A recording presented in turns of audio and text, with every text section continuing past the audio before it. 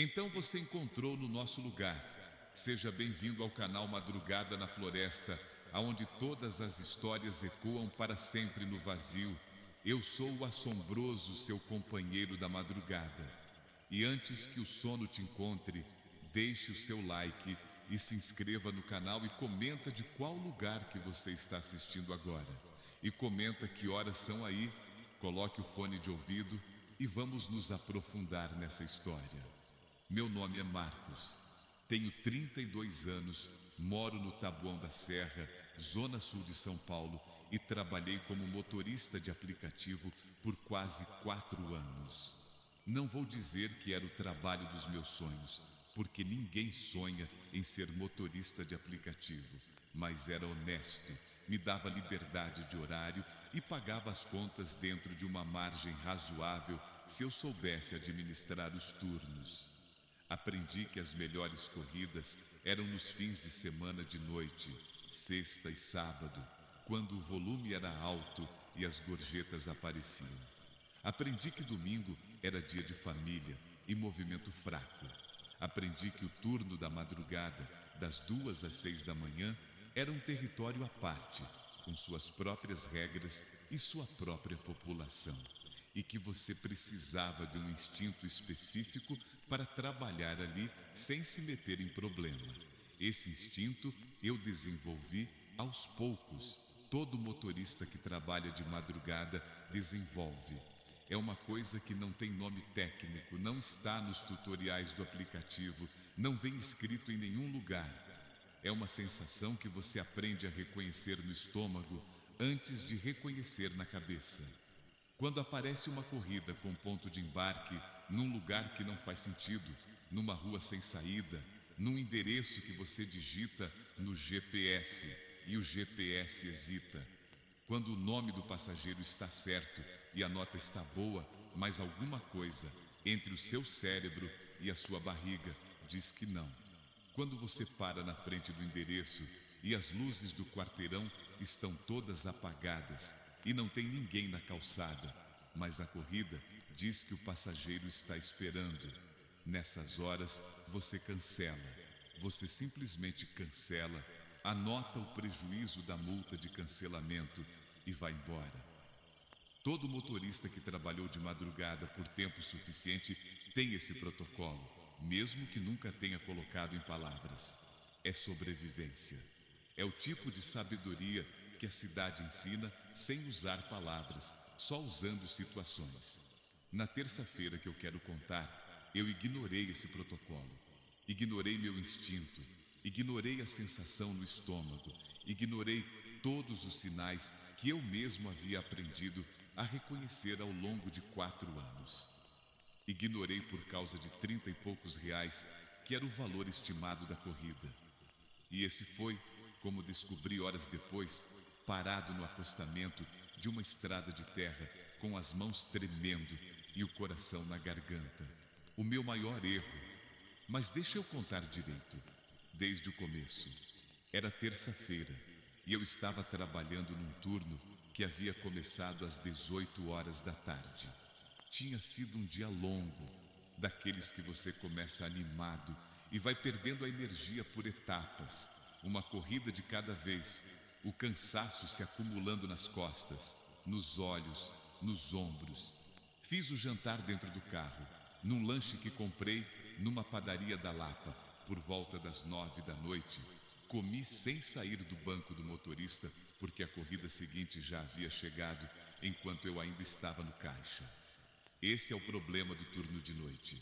Você não para, porque se parar o algoritmo te penaliza e as corridas vão ficando mais raras.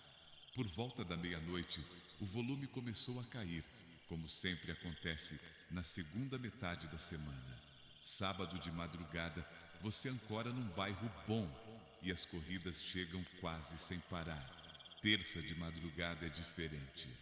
Você fica esperando às vezes 5, 10 minutos entre uma corrida e outra, e nesse intervalo o cansaço te pega com mais força porque o movimento não te distrai mais. Às 2h20 da manhã, eu estava estacionado num posto de gasolina fechado na Marginal do Pinheiros. o tipo de ponto neutro onde motoristas de aplicativo param para esperar corrida sem gastar combustível rodando à toa. Tinha mais 2 carros com adesivo de aplicativo estacionados ali, os motoristas dentro, provavelmente no mesmo estado que eu. Aquela vigília semiconsciente de quem está acordado por hábito mais do que por vontade, olhando para a tela do celular com o modo automático de quem espera o familiar piscar da notificação. Pensei seriamente em encerrar o turno. Fiz o cálculo mental que todo motorista faz nessas horas, somando o que havia ganho no dia, contra o que ainda poderia ganhar contra o cansaço, contra o custo de mais 1 hora rodando. A conta não estava favorecendo continuar. Mas aí o celular vibrou. A notificação chegou com aquele som específico que o aplicativo usa para corridas de valor um pouco acima da média, uma variação pequena no tom que você aprende a identificar sem precisar ver a tela. Olhei, R$ 32, 4 quilômetros de distância até o ponto de embarque. Destino final a uns 8 quilômetros do ponto de embarque. Curta, razoavelmente paga. A última do turno, decidi na hora. Essa e depois vou direto para casa. Aceitei sem olhar direito para o endereço de embarque. Esse foi o primeiro erro. Quando o GPS carregou e eu prestei atenção real no trajeto que ele estava traçando, já estava saindo do posto. A rota ia para uma direção que eu conhecia mal, a zona industrial que fica espremida entre um bairro residencial antigo e uma região de galpões e armazéns que de dia tem movimento de caminhão e carga e de noite fica completamente deserta.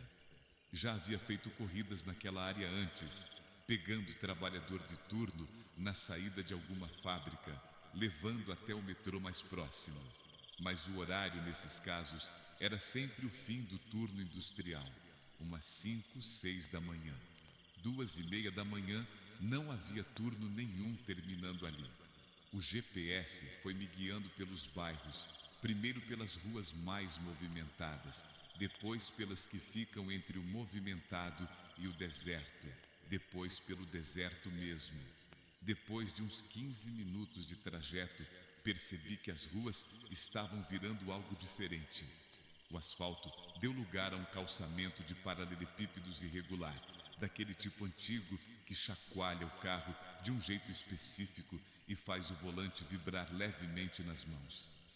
As luminárias ficaram mais espaçadas. Os prédios e galpões dos dois lados ficaram mais baixos, mais escuros, mais fechados, sem nenhuma luz acesa em nenhuma janela. Devia ter cancelado ali.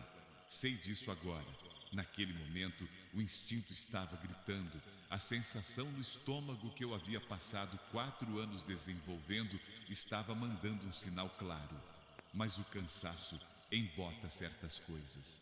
O cansaço faz você querer terminar o que começou só para poder parar. E os R$ 32 na tela do aplicativo eram um número muito concreto contra uma sensação muito difícil de nomear. Continuei.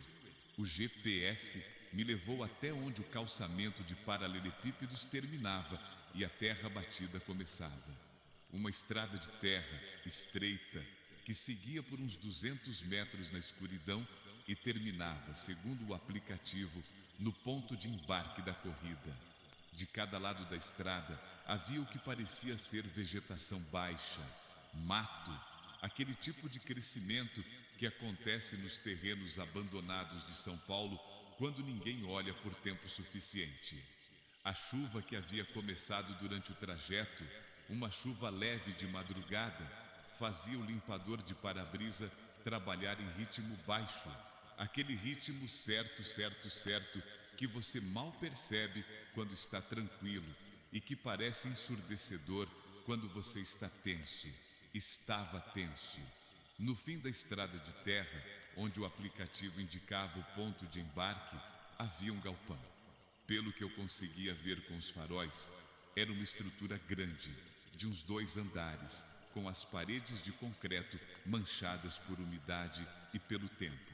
Todas as janelas que eu conseguia ver estavam sem vidro, apenas os vãos escuros onde vidros deveriam estar. A porta principal, uma porta metálica larga do tipo de galpão industrial, estava fechada e com correntes enroladas na maçaneta, o que me dizia que estava abandonado há tempo suficiente para precisar de corrente. Não havia nenhuma luz, não havia nenhum veículo, não havia nenhum sinal de que qualquer ser humano estivesse naquele lugar por vontade própria. E havia uma mulher parada na frente do galpão, de costas para mim. Ela estava parada ali com a imobilidade específica de quem está esperando, não a imobilidade de quem está parado por acaso, mas a imobilidade de quem escolheu aquela posição e a está mantendo. Usava um casaco cinza comprido, com capuz levantado, e o casaco era comprido o suficiente para chegar perto do chão. Não estava olhando para os lados, não estava olhando para o galpão, não estava no celular, estava apenas parada, de frente para a parede de concreto do galpão, de costas para a estrada e para os meus faróis. Fiquei parado com o carro no meio da estrada por um momento que não sei calcular. Poderia ter sido 10 segundos, poderia ter sido 1 minuto. Era um daqueles momentos em que o tempo funciona de forma diferente porque o cérebro está processando mais coisas do que o habitual, tentando fazer sentido de uma cena que não oferece sentido imediato. Uma mulher, sozinha, de madrugada, no fim de uma estrada de terra, na frente de um galpão abandonado, devia ter ido embora. Qualquer protocolo de bom senso me mandava ir embora. Mas olhei para o aplicativo e o aplicativo dizia que a passageira estava confirmada. Nota 5.0. Nenhuma observação negativa. Perfil aparentemente normal. Esses números, esses indicadores que o aplicativo usa para criar a ilusão de que você conhece a pessoa antes de conhecê-la, me segurou por um momento a mais do que deveria. Nota 5.0. Como se nota 5.0 fosse garantia de alguma coisa. De madrugada, no fim de uma estrada de terra. Movi o carro devagar para frente, chegando ao ponto exato que o GPS indicava como embarque. A mulher continuou de costas até o carro parar completamente. Então, com um movimento que não era lento nem rápido, era apenas contido, ela se virou e caminhou em direção ao banco de trás. Não vi o rosto. O capuz era fundo o suficiente para esconder completamente qualquer detalhe acima do queixo, e ela estava olhando levemente para baixo enquanto caminhava, o que tornava o ângulo ainda mais difícil. O que vi foram as mãos, brevemente, quando ela segurou a maçaneta da porta traseira. Mãos pálidas, dedos compridos, unhas que, na luz dos faróis refletida pelo espelho lateral, pareciam ter algo escuro embaixo, terra ou barro, do tipo que entra quando você está trabalhando em jardim ou cavando. A porta traseira abriu.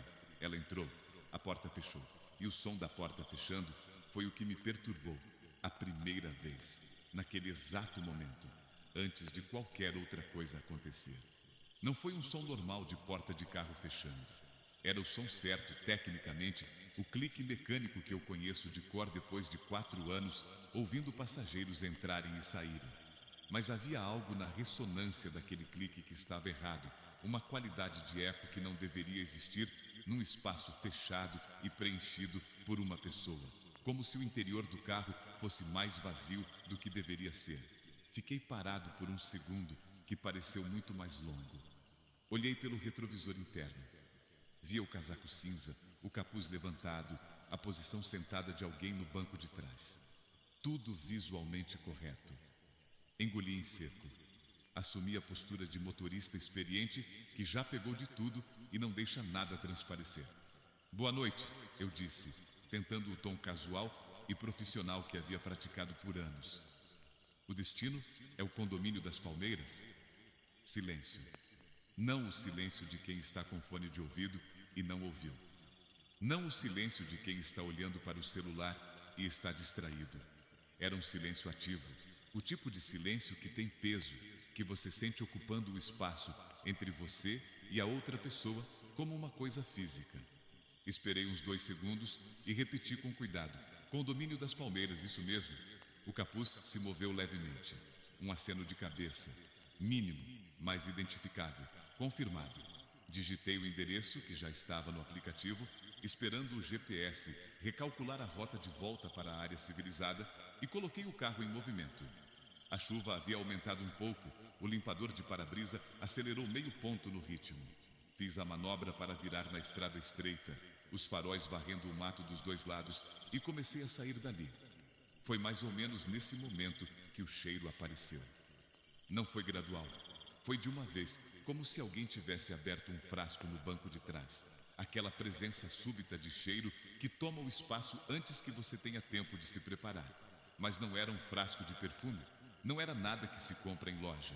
Era um cheiro que levou 1 segundo para eu identificar, porque não era um cheiro que eu estava acostumado a encontrar dentro de um carro. Metálico, úmido, com uma base de terra molhada, daquele tipo específico de terra que fica debaixo de outras coisas, que nunca vê sol. Como o cheiro de quando você abre uma torneira velha que ficou muito tempo sem uso e a água sai cor de ferrugem nos primeiros segundos, misturado com o cheiro de terra escavada depois da chuva. Aquele cheiro tomou conta do carro inteiro em segundos. Fechei levemente a respiração pelo nariz sem perceber, o tipo de reação física que o corpo faz sozinho antes que a mente autorize. Olhei pelo retrovisor, via o capuz, a posição no banco. Tentei mais uma vez o tom profissional. Bastante frio hoje para essa época do ano, não é? Eu disse, porque motorista experiente sabe que pequena conversa pode normalizar situação estranha, pode trazer a pessoa de volta para a sociabilidade comum das trocas humanas. Nenhuma resposta. O capuz não se moveu, a postura no banco não mudou. O GP. Esse estava recalculando. Olhei rapidamente para a tela e notei algo que não havia notado antes, porque estava prestando atenção na mulher. O mapa estava mostrando uma rota estranha. Não uma rota diferente da que eu havia esperado, mas algo diferente na qualidade do mapa em si. O traçado da rota estava correto, mas em volta dele, onde deveriam estar ruas e bairros e referências geográficas, havia apenas um cinza uniforme. O tipo de cinza que aparece quando o GPS está sem dados de mapa para aquela região. Mas eu havia passado por aquelas ruas havia menos de 20 minutos. Elas existiam. Eu as havia dirigido. Pisquei. Olhei de novo. O mapa estava normal, mostrando as ruas, os bairros, tudo onde deveria estar. Raciocinei. Falha de sinal, erro de carregamento, o tipo de glitch que acontece com o GPS o tempo todo. Continuei dirigindo, mas o painel do carro fez algo então que nunca havia feito em 4 anos. As luzes do painel piscaram. Não o piscar de pane elétrica, não o piscar de bateria fraca. Eram as luzes de fundo do painel, aquelas luzes azuis e laranjas que ficam acesas o tempo todo quando o carro está funcionando, iluminando o velocímetro, o contagiros, o odômetro. Elas piscaram uma vez, apagaram por 1 segundo inteiro e então voltaram. Nesse segundo de escuridão, o interior do carro ficou iluminado apenas pelos faróis refletindo na chuva à frente e pelo brilho fraco da tela do GPS. E naquele segundo no retrovisor, a imagem do banco de trás ficou diferente. Não consigo descrever com precisão o que vi naquele segundo. Não foi nada definitivo, não foi uma imagem clara que eu pudesse depois relatar com confiança. Foi uma impressão, a impressão de que o banco de trás estava mais escuro do que deveria estar mesmo com as luzes apagadas. Um escuro que não era apenas ausência de luz, mas algo com textura própria. E então o painel voltou e o retrovisor mostrava o casaco cinza e o capuz e tudo aparentemente normal. Minha mão direita estava com a palma úmida de suor no volante. Percebi quando tentei fazer uma curva e o volante escorregou levemente sob os dedos. Enxuguei a mão na calça discretamente, como se houvesse alguém me julgando pelo suor, o que eu sabia que havia. O condomínio das Palmeiras ficava a uns 8 minutos de onde estávamos, segundo o GPS. 8 minutos. Eu havia esperado passageiros por 30 minutos. Havia ficado preso em engarrafamento por muito mais do que isso. 8 minutos era nada. 8 minutos e eu depositava a passageira, voltava para a avenida, encerrava o turno, ia para casa, dormia. 8 minutos começaram a parecer um tempo muito longo. O silêncio dentro do carro havia adquirido uma qualidade que não sei nomear de forma que faça sentido. Não era apenas a ausência de conversa, era uma presença dentro do silêncio, como se o silêncio tivesse textura, como se você pudesse colocar a mão nele e sentir alguma coisa. O cheiro de terra e metal não havia diminuído. Se alguma coisa, havia se intensificado, tomando a parte de trás das minhas narinas com aquela persistência de cheiro que se instala e não sai. E então o frio começou. Não foi um frio gradual, como quando o ar-condicionado está ligado mais alto do que deveria. Foi um frio que se instalou primeiro nos meus ombros, depois subiu para o pescoço, depois alcançou as orelhas, num espaço de talvez 1 minuto. O tipo de frio que você sente quando abre uma porta de câmara frigorífica. Um frio com presença física, com peso. Olhei para o painel. O ar-condicionado estava desligado. A temperatura externa marcada pelo sensor do carro era de 18 graus. Temperatura de noite de São Paulo, com chuva leve, fria, mas não o tipo de frio que você sente da forma que eu estava sentindo. Levantei a mão e coloquei na frente do rosto. Via meu hálito. Via o vapor da própria respiração, aquela fumaça branca que a temperatura precisa estar bem abaixo de 10 graus para aparecer num espaço fechado. Dentro do meu carro, em abril, com o motor quente e o ar-condicionado desligado, eu via meu hálito como se estivesse num freezer. Alguma coisa dentro de mim começou a fazer um barulho diferente. Não o medo racional de ameaça identificável, não a tensão de situação de risco que eu já havia sentido outras vezes em situações difíceis de trabalho. Era outra categoria de sensação, mais primitiva, mais funda, aquele tipo de alarme que o corpo toca quando reconhece algo que o cérebro ainda não processou. Um alarme que não tem nome, mas que você conhece quando sente, porque é o alarme mais antigo que existe, mais velho do que a linguagem, mais velho do que o raciocínio. Tentei falar. Minha voz falhou no primeiro tentativa. Saiu como um som meio sufocado, que eu transformei numa tosse fingida, com a mínima dignidade que restava. Tentei de novo. A senhora está bem? O aquecimento do carro está funcionando se precisar, eu disse. E minha voz soou estranha até para mim mesmo, com aquela qualidade levemente aguda de quem está controlando o tom com esforço. E ela falou: não vou conseguir descrever o som da voz de um jeito que faça jus ao efeito que teve em mim. Posso descrever tecnicamente. Era uma voz feminina, baixa, num volume de sussurro, mas articulada o suficiente para ser compreendida. Não era rouca, não era distorcida, não era o tipo de coisa que você descreveria como voz de filme de terror. Era quase normal, quase.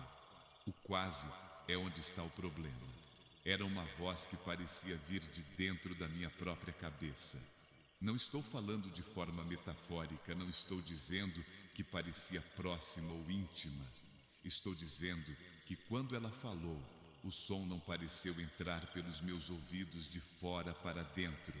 Não pareceu cruzar o espaço entre o banco de trás e o banco do motorista, da forma que o som normalmente viaja. Pareceu estar diretamente dentro da minha cabeça, como uma memória, como um pensamento em voz de outra pessoa. Você não deveria estar aqui, Marcos. 3 coisas aconteceram em sequência, muito rápida no meu sistema nervoso, quando aquelas palavras chegaram. A primeira, meu pé foi para o freio, sem decisão consciente. O carro parou no meio da estrada com um solavanco. A segunda, meu corpo inteiro ficou com aquela paralisia específica de susto máximo, aqueles 2 ou 3 segundos em que os músculos simplesmente travam, e o único sistema que continua funcionando é o coração, que dispara. A terceira, meu nome. Ela havia dito meu nome. Meu nome não estava no aplicativo. O aplicativo mostrava para o passageiro o primeiro nome do motorista, mas para o motorista mostra apenas o nome do passageiro, a foto e a nota. Ela não tinha como saber meu nome. Fiquei parado no meio da estrada com o carro travado pelo freio de emergência automático, tentando respirar de um jeito que funcionasse. Olhei para o retrovisor. O banco de trás estava vazio. Não havia ninguém. O casaco cinza não estava ali. O capuz não estava ali. O espaço que havia sido ocupado por uma figura humana por quase 10 minutos estava completamente vazio. E o cinza de couro do banco estava liso e sem rugas, como se ninguém tivesse sentado ali em horas. Fiquei parado com o carro no meio da estrada por um tempo que realmente não consigo calcular.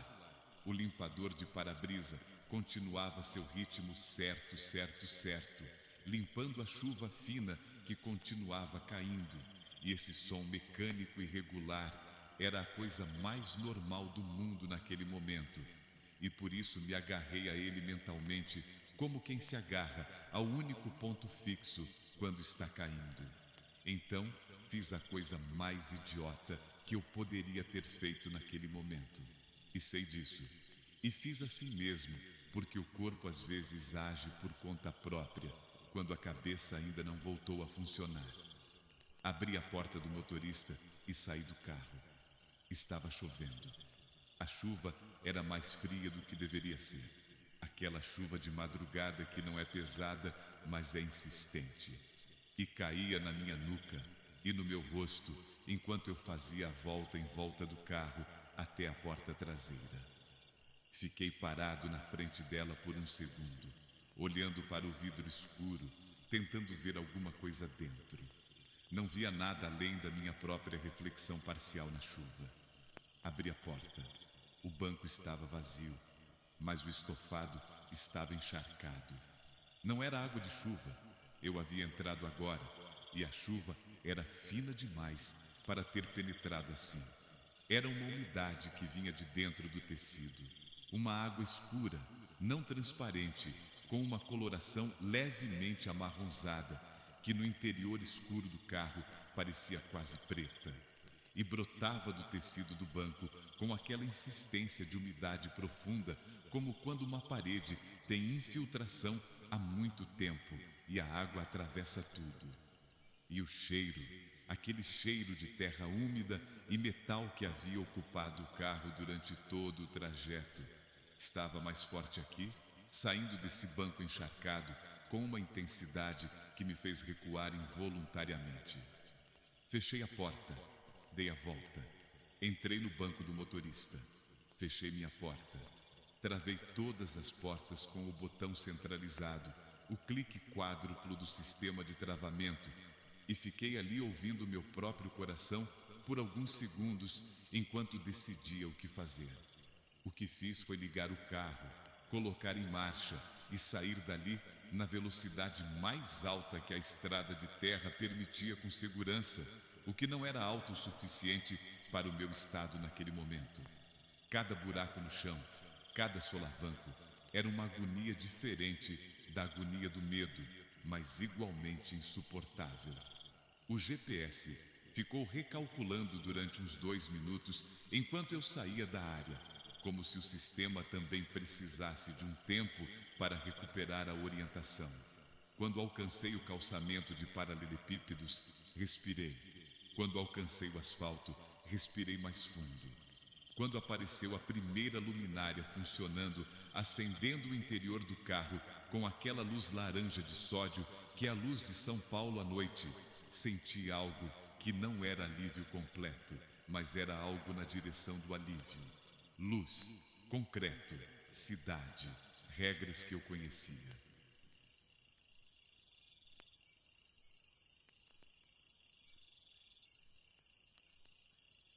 Parei num posto de gasolina aberto que apareceu uns 3 quarteirões depois de eu voltar para a área habitada.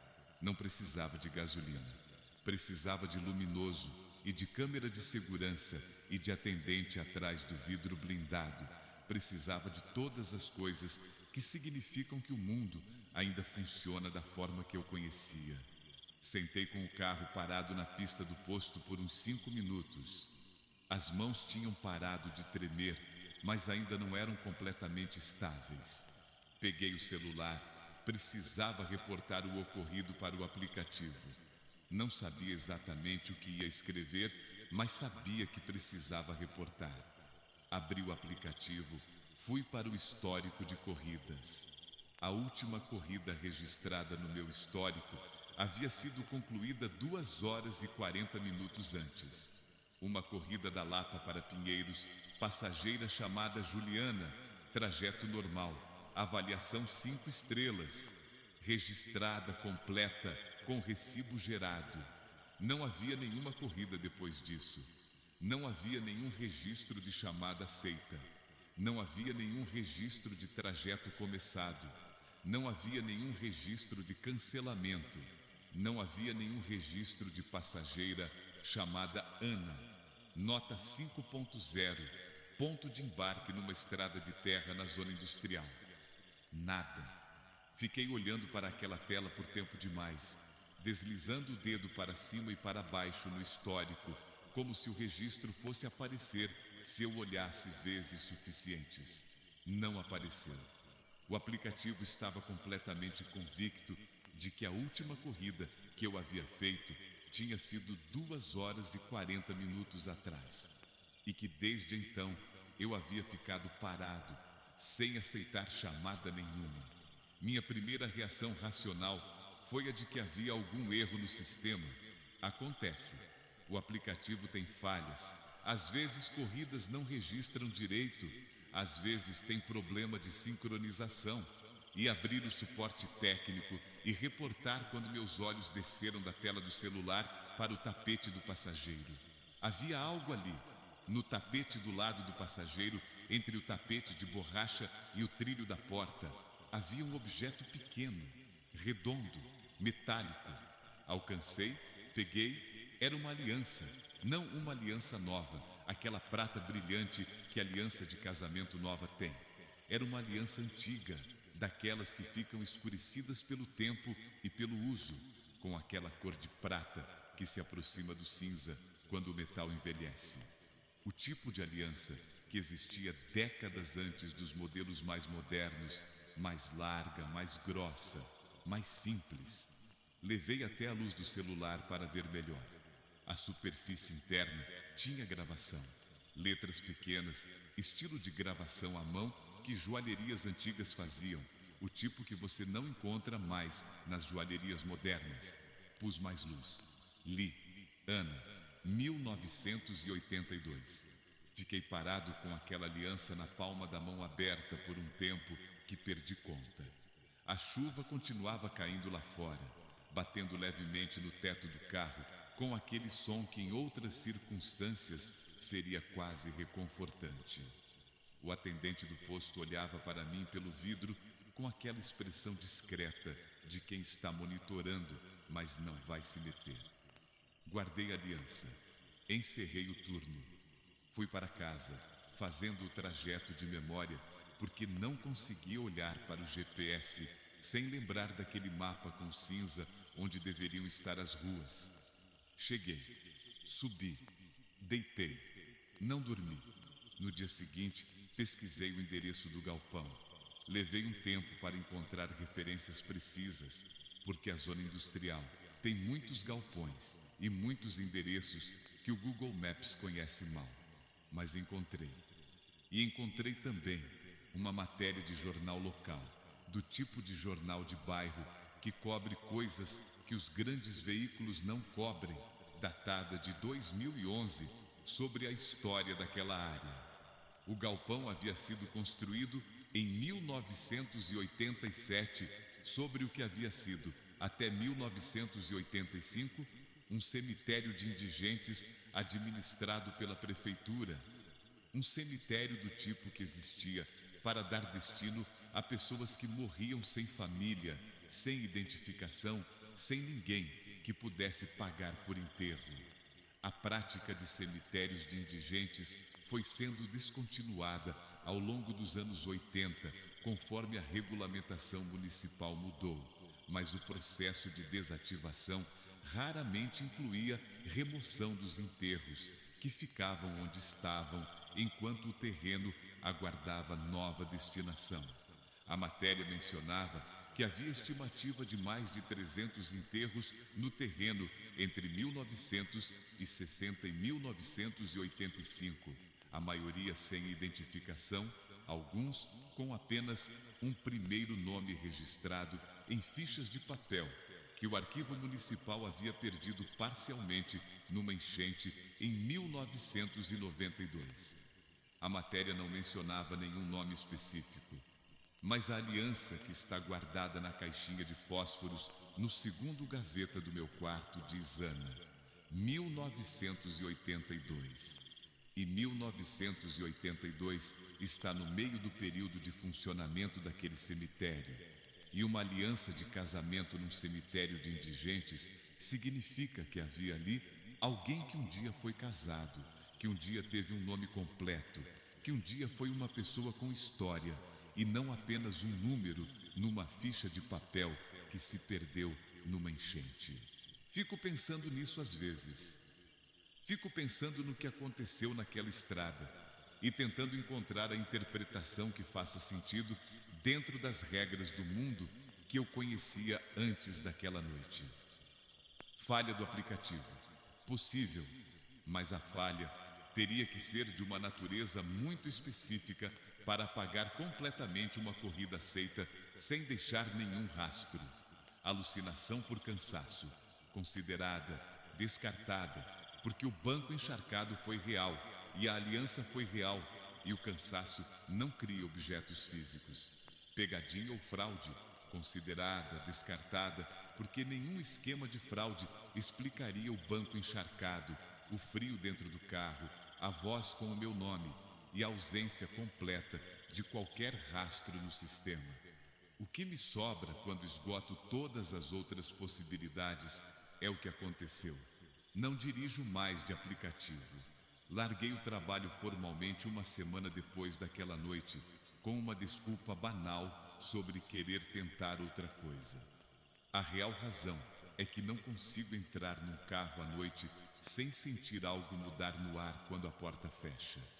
Não consigo ouvir o som de porta de carro fechando sem pensar na forma como aquele som soou aquela noite, aquela ressonância errada, aquele eco de espaço mais vazio do que deveria estar. E não consigo parar no farol da madrugada e ver alguém esperando na calçada sem olhar, por um segundo para as mãos, para ver se as unhas estão limpas. A aliança está no gaveta. Pensei muitas vezes em jogá-la fora, em jogá-la num rio, em devolvê-la ao terreno de onde veio. Não consegui fazer nenhuma dessas coisas. Parece errado descartar a única prova de que alguém chamada Ana existiu, se casou e foi parar num cemitério de indigentes sem que ninguém reclamasse o corpo. Fica aqui comigo então, na caixinha de fósforos, no segundo gaveta. E se você dirige de noite, dirija com atenção, não ao trânsito, ao instinto. Aquela sensação no estômago que diz que algo está errado antes que qualquer outra parte de você tenha processado o porquê. Essa sensação existe por uma razão.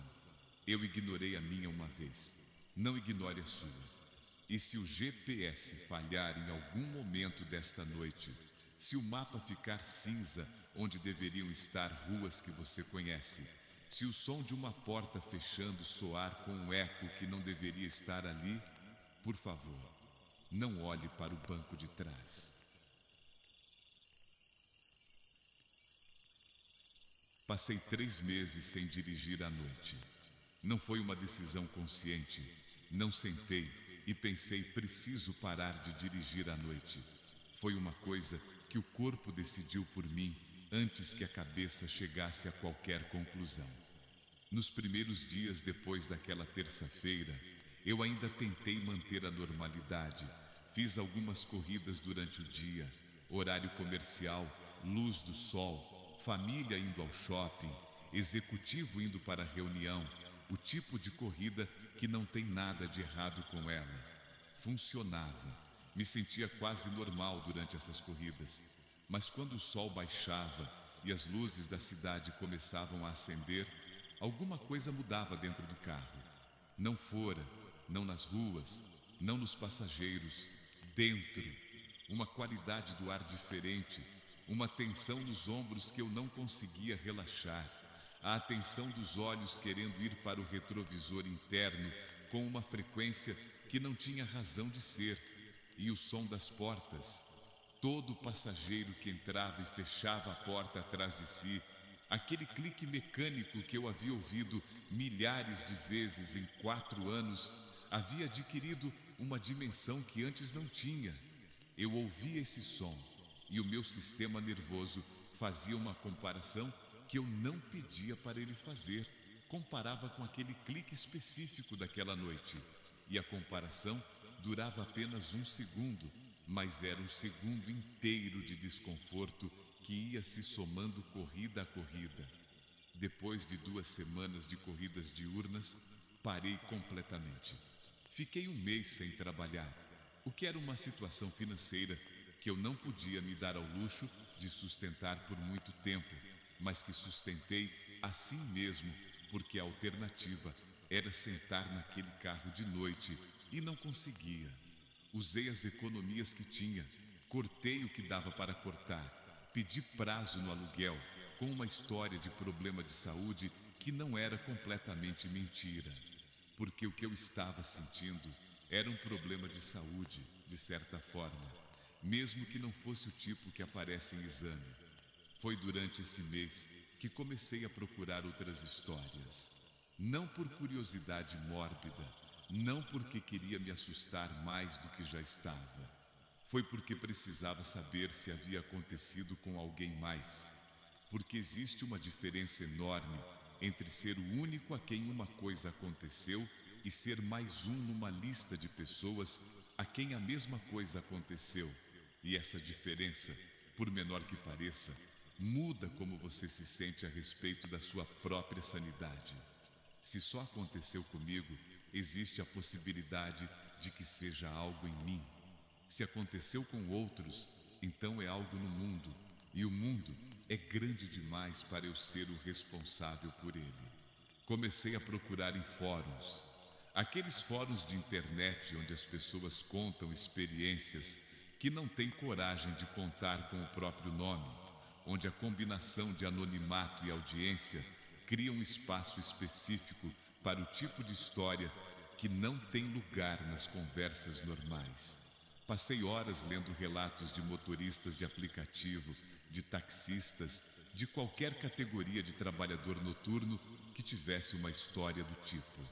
E encontrei, não 1 dúzia, não 2 dúzias, encontrei o suficiente para entender que o que havia me acontecido não era único, que havia um padrão, que aquela zona entre a cidade habitada e a cidade abandonada que existe em todas as metrópoles grandes, o suficiente para ter zonas industriais e terrenos vagos e histórias que ninguém quis documentar. Aquela zona é território de alguma coisa que eu não sei nomear. E foi nesses fóruns que encontrei o relato do Fábio. Não sei o nome real dele. No fórum, ele usava um apelido que não vou repetir aqui porque não é relevante. O que é relevante é a história que ele contou numa postagem de madrugada de uma sexta-feira, com aquela prosa acelerada de quem está escrevendo porque precisa colocar para fora antes de perder a coragem.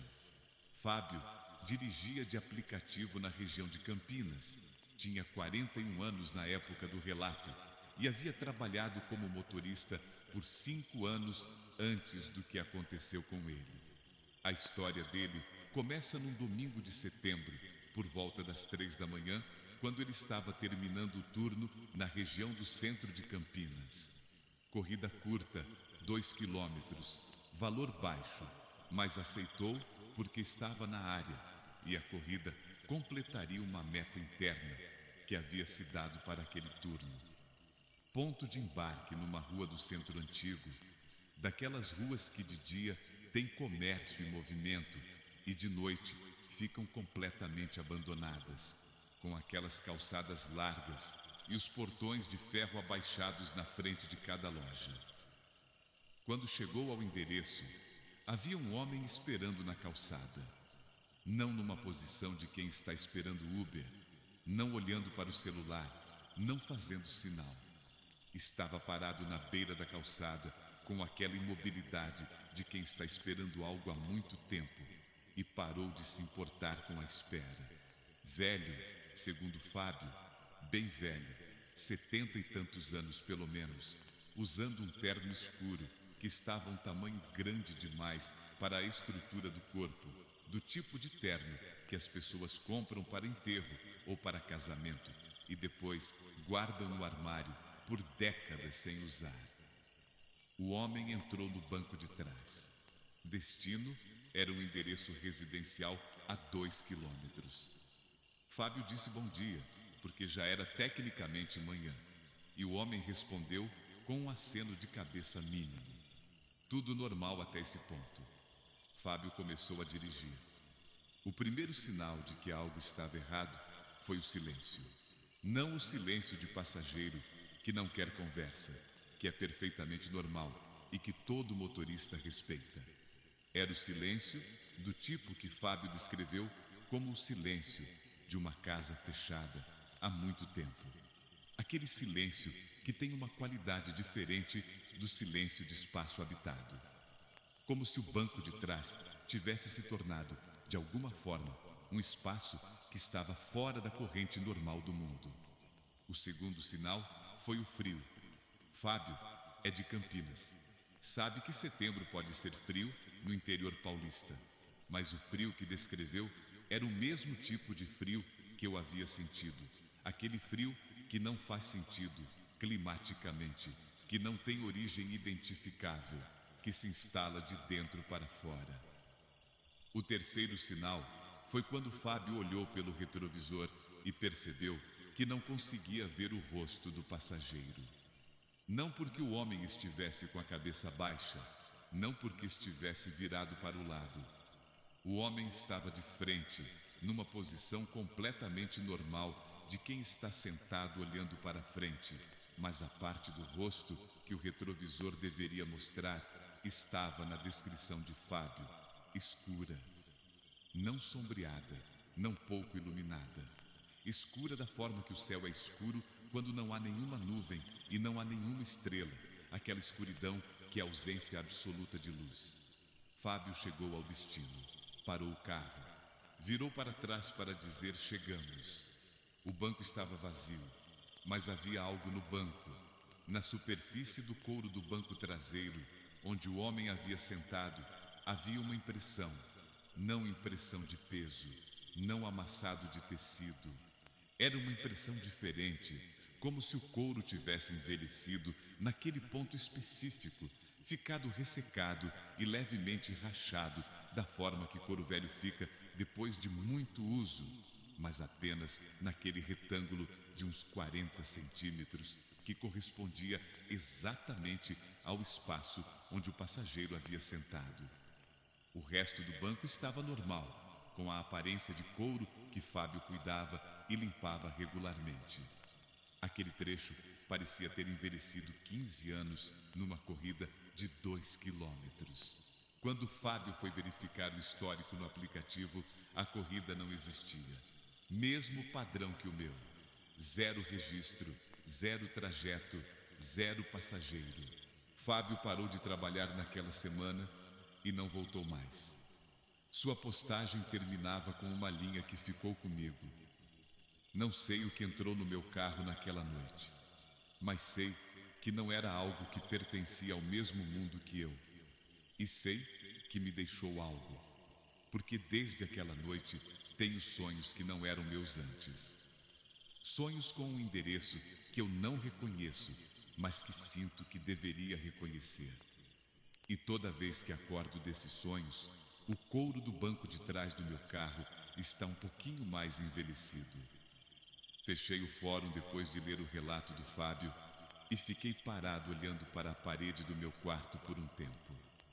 Então me levantei, fui até a gaveta, abri a caixinha de fósforos. A aliança estava lá, obviamente. Ana, 1982, sempre lá. Fui dormir sem conseguir. Nos dias seguintes continuei lendo.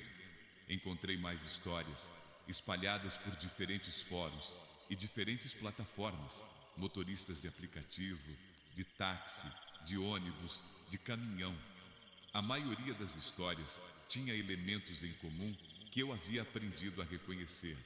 A corrida que o sistema não registra, o frio que não tem origem climática, o passageiro que desaparece sem que ninguém possa dizer exatamente quando ou como, e algum objeto ou marcação deixada para trás que prova que algo esteve ali. A que me perturbou mais, depois da do Fábio, foi a de uma motorista que se identificava apenas como mulher, 40 e poucos, São Paulo, Zona Leste. Ela havia feito uma corrida num domingo de carnaval, umas 4 da manhã, passageira que havia solicitado, saindo de um bairro residencial tranquilo e indo para o cemitério municipal do bairro. Não a entrada do cemitério.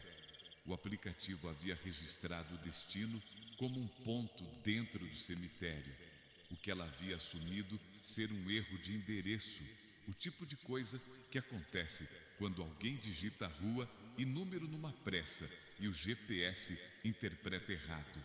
A passageira era uma senhora de uns 60 anos, arrumada, de vestido escuro, chapéu. Conversou durante o trajeto inteiro, coisa incomum para aquele horário. Uma conversa completamente normal sobre o calor do carnaval, sobre como a cidade ficava diferente durante o carnaval, sobre os netos.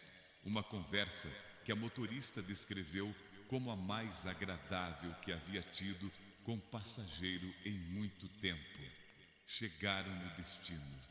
O aplicativo indicava um ponto a uns 20 metros da grade do cemitério, que estava fechado a essa hora, obviamente. A motorista disse que talvez o endereço estivesse errado, que podia levar para o endereço correto se a passageira soubesse qual era. A passageira sorriu, disse que estava certo, era ali mesmo, e saiu do carro. A motorista ficou parada, vendo a senhora se afastar andando em direção à grade do cemitério. Não viu ela passar pela grade, não viu ela entrar, não viu ela fazer nada que não fosse andar em direção ao cemitério, até que a distância e a escuridão tornaram impossível continuar acompanhando com os olhos. Quando foi verificar o histórico, a corrida estava lá. Diferente de mim, diferente de Fábio, aquela corrida havia sido registrada normalmente, com trajeto, com valor, com avaliação. A avaliação era 5 estrelas. Mas quando ela clicou no nome da passageira para ver o perfil havia sumido. Conta inexistente, dizia o sistema. Usuário não encontrado. Ela fez uma pesquisa depois, não sabia exatamente o que procurar, mas procurou. Encontrou uma nota de falecimento num jornal local 3 anos antes. Dona de tal nome, tal idade, moradora do bairro, havia falecido e sido enterrada no cemitério municipal. O cemitério municipal, cujo muro estava a 20 metros do ponto onde o aplicativo havia registrado o destino da corrida. Quando eu li essa história, alguma coisa se organizou na minha cabeça de um jeito que eu não havia conseguido organizar antes. Não uma compreensão completa, não uma teoria que explica tudo, mas uma percepção. Essas coisas que estamos pegando de carro à noite não são necessariamente perigosas, não da forma que eu havia assumido, não com a intenção de nos machucar. Elas precisam de algo que nós temos: movimento, presença no espaço, a capacidade de ir de um lugar para outro que a vida nos dá e que a morte remove. A Ana não quis me machucar, tenho quase certeza disso agora. Ela precisava de uma corrida, precisava ir a algum lugar, ou voltar de algum lugar, ou simplesmente se mover pelo espaço da cidade mais uma vez.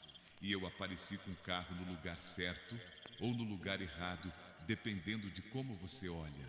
E o que ela deixou, a aliança, não era ameaça, era pagamento, era prova, era a única coisa que ela tinha para dar.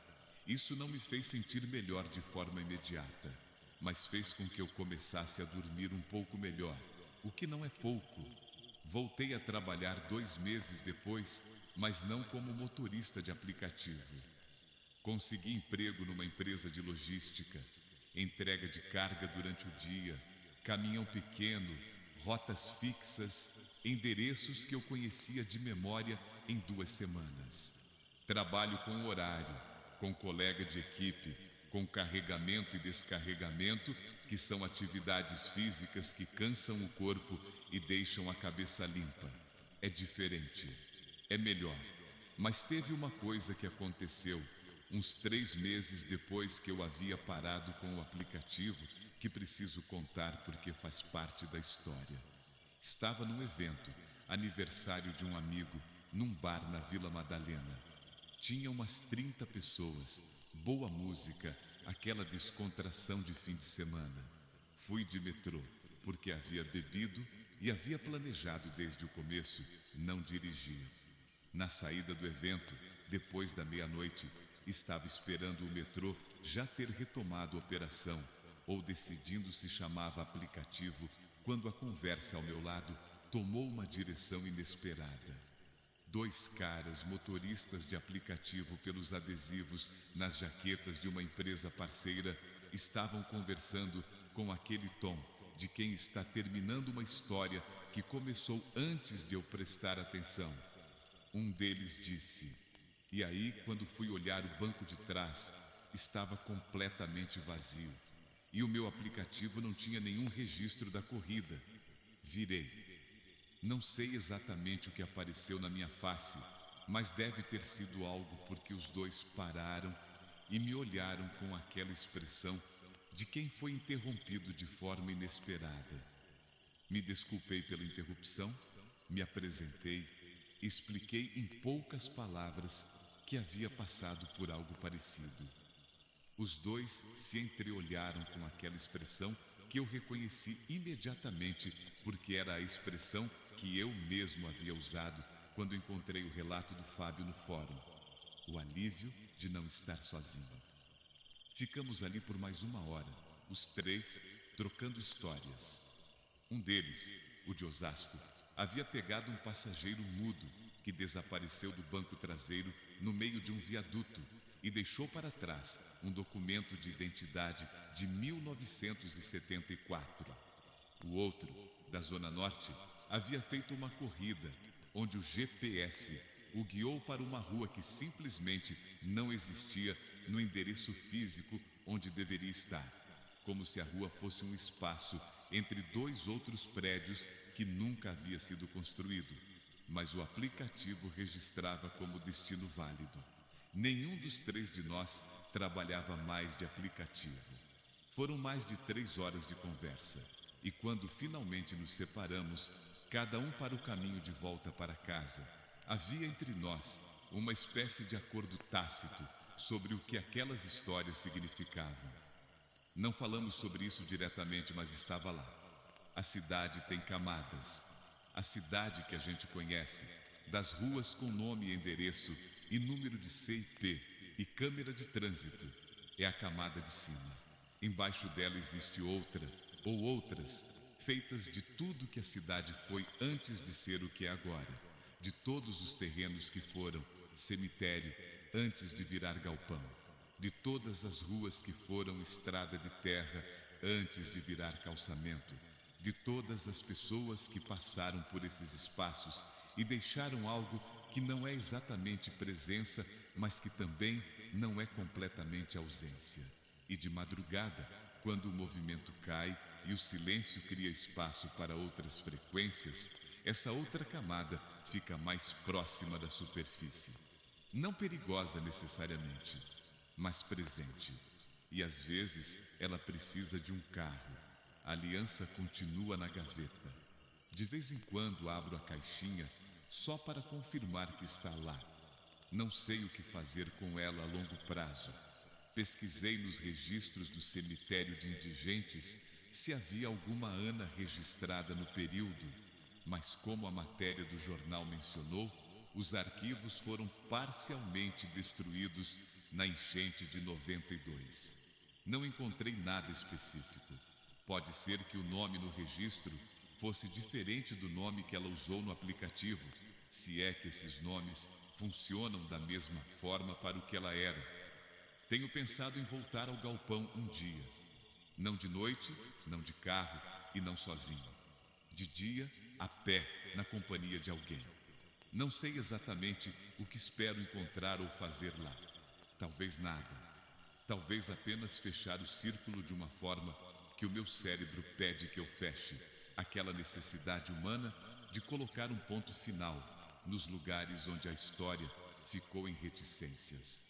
Mas ainda não fui, e toda vez que penso em ir, pego a aliança, olho para a gravação e fico ali por um momento tentando imaginar quem foi Ana antes de 1982, antes do cemitério, antes do galpão, antes do aplicativo que não registrou a corrida.